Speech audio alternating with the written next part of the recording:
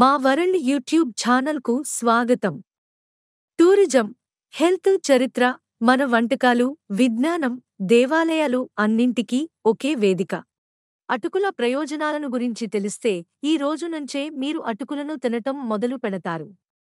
రుచికి రుచి, ఆరోగ్యాన్ని కూడా అందించే అటుకుల వలన ప్రయోజనాలను ఈ వీడియోలో తెలుసుకుందాం. అటుకులలో ఫైబర్ ఎక్కువగా ఉంటుంది. దీని వలన జీర్ణ వ్యవస్థ మెరుగుపడుతుంది.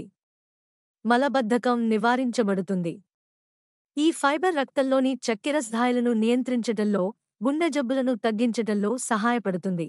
అటుకులలో తక్కువ కేలరీలు ఉంటాయి. కనుక వీటిని ఉదయం అల్పాహారంగానూ లేదా మధ్యాహ్నం భోజనంగానూ తీసుకోవచ్చు. తెల్ల అన్నం కంటే కేలరీలు తక్కువగా ఉండటం వలన బరువు కూడా తగ్గవచ్చు. గోధుమలలో గ్లూటెన్ ఎక్కువగా ఉంటుంది. గోధుమ పిండి పడనివారికి అటుకులు మంచి ఎంపిక. అటుకులలో 70% కార్బోహైడ్రేట్లు, 30% కొవ్వు ఉండటం వలన ఇవి మంచి అల్పాహారం. రోజంతా తగిన శక్తి లభిస్తుంది.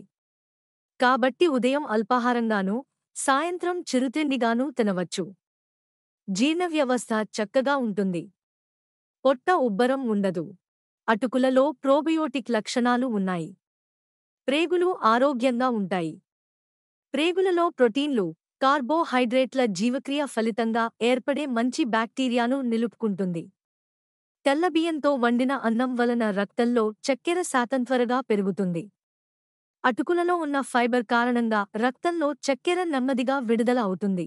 అటుకులలో కొవ్వు శాతం తక్కువగా ఉండటం వలన గుండె ఆరోగ్యానికి చాలా మంచిది. కొలెస్ట్రాల్ పెరగదు. అటుకులనే పోహా అని కూడా అంటారు. ఇవి రుచిగా ఉండటమే కాకుండా అనేక ఆరోగ్య ప్రయోజనాలు కూడా ఉంటాయి.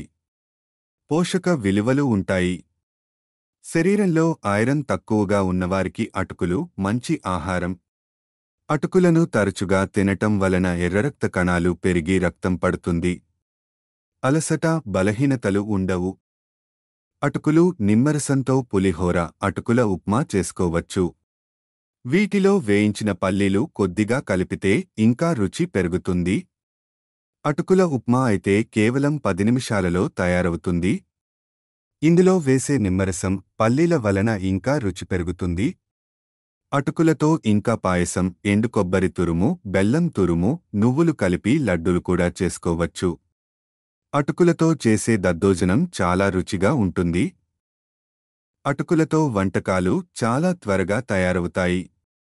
ఉదయం అల్పాహారంగానూ, సాయంత్రం చిరుతిండిగానూ, రాత్రిపూట అల్పాహారంగానూ తినవచ్చు.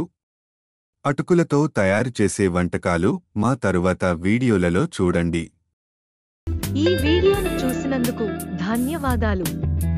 మీకు ఈ వీడియో నచ్చితే సబ్స్క్రైబ్ చేసి మీ ప్రోత్సాహం అందించండి.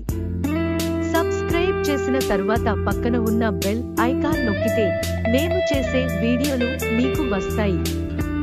దయచేసి వీడియోను మీ మిత్రులకు షేర్ చేయండి, లైక్ చేయండి, కామెంట్ కూడా చేయండి.